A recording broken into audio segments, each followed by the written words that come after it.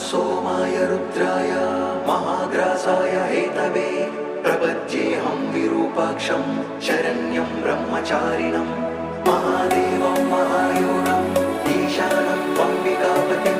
योगिनां योगदाकारं योगमाया समावृतम्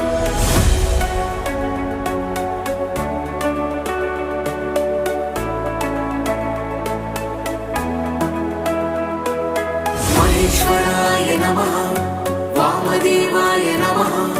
त्रिलोकेशाय नमः परमेश्वराय नमः